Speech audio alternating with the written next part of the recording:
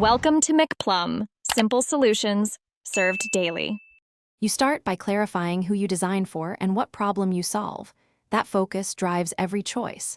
Once done, quickly gather 15 to 30 screenshots of sites you admire and tag recurring patterns, navigation, cards, hero treatments.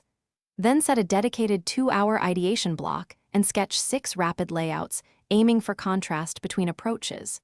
This immediate action prevents paralysis.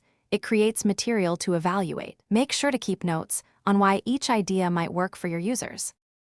Now take the 2 strongest sketches and build low-fidelity prototypes in Figma or Sketch so you can see flow and hierarchy.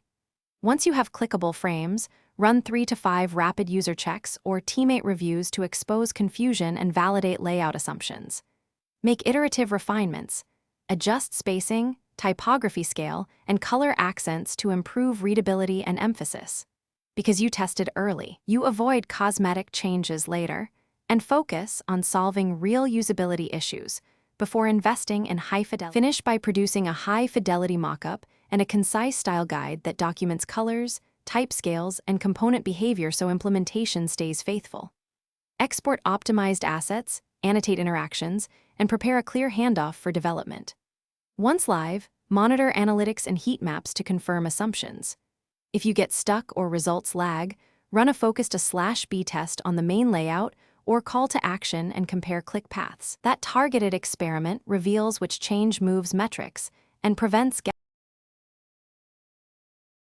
Thanks for watching. Stay juicy and subscribe.